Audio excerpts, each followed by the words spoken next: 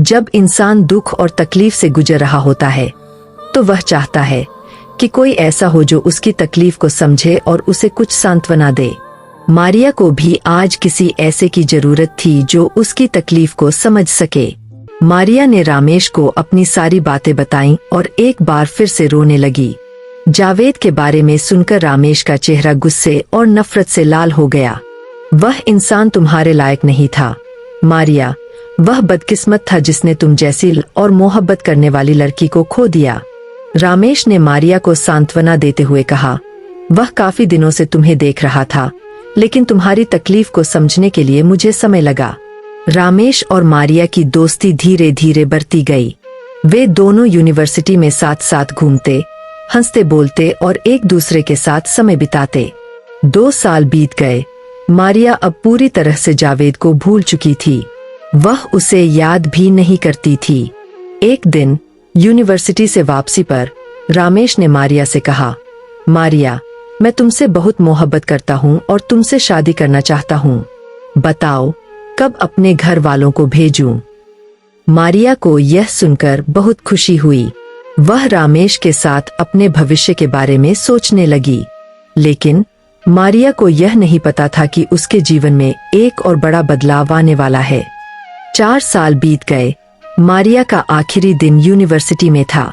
वह बहुत उदास थी कि अब रमेश से कैसे मिलेगी। आखिरी समय में जब वह रमेश के पास बैठी तो वह बेइंतहा रोने लगी। रमेश ने उसे चुप कराया और सांत्वना दी कि वह जल्द ही अपने माता पिता को भेजेगा और फिर वे दोनों हमेशा के लिए एक हो जाएंगे। मारिया यह सुनकर बहुत खुश हो गई और मुस्कुराने लगी। अगली शाम रमेश उसे बस स्टैंड तक छोड़ने आया और बस में बैठाकर चला गया। मारिया को घर आए 1 महीना हो गया था। उसकी और रमेश की रोजाना बात होती थी। एक दिन मारिया ने रमेश से अपने माता पिता को भेजने के लिए कहा तो रमेश ने उसे बताया कि उसकी माँ का ऑपरेशन हुआ है और वह 3-4 महीने कहीं नहीं जा सकती। मारिया ने उनकी सेहत के लिए दुआएं की और कॉल बंद कर दी। 5 महीने बाद, रमेश, अब तो आंटी ठीक हो गई होंगी न? कब भेज रहे हो उन्हें? बस अगले महीने की शुरुआत में, रमेश ने मजाक में कहा। मारिया यह सुनकर संतुष्ट हो गई। मारिया ने एक दिन गिनकर महीना बिताया। एक दिन अचानक ही रमेश का मैसेज आया, मारिया, मुझे तुमसे कुछ बात करनी है। मारिया का दिल एक पल के लिए धड़क गया, पता नहीं क्यों। हाँ रमेश, बोलो। मारिया, मैं शादीशुदा हूँ। मेरे 2 बच्चे हैं, एक बेटा और बेटी, और मेरी माँ 3 साल पहले गुजर चुकी है। मैंने तुमसे झूठ बोला था उनके ऑपरेशन के बारे में। मैं सॉरी, मुझे माफ कर दो। मैंने तुम्हारे जज्बातों के साथ मजाक किया है। दरअसल मेरे दोस्तों से शर्त लगी थी।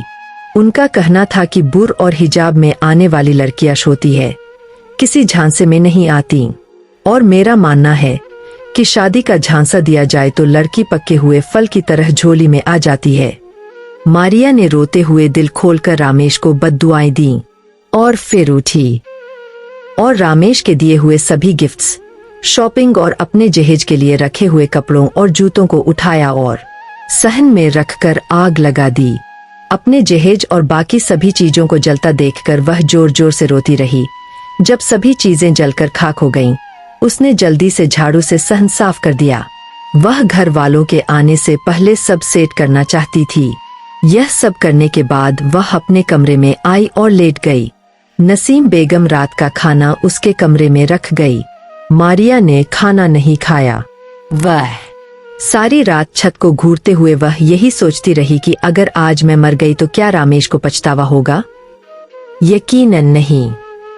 कुछ लोगों को पछतावा भी नहीं होता और हम सोचते रहते हैं कि शायद कभी उन्हें एहसास होगा अपने नकारात्मक रवैये का, लेकिन ऐसा नहीं होता, क्योंकि पछतावे भी जज्बात वालों के लिए होते हैं।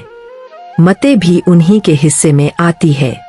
बेहिस लोगों के पास सिर्फ अपन, मैं अपना आप होता है। दिल बेदिल में वह एक फैसला करके पर सुकून हुई। 5 बजे के करीब उसकी आंख लग गई।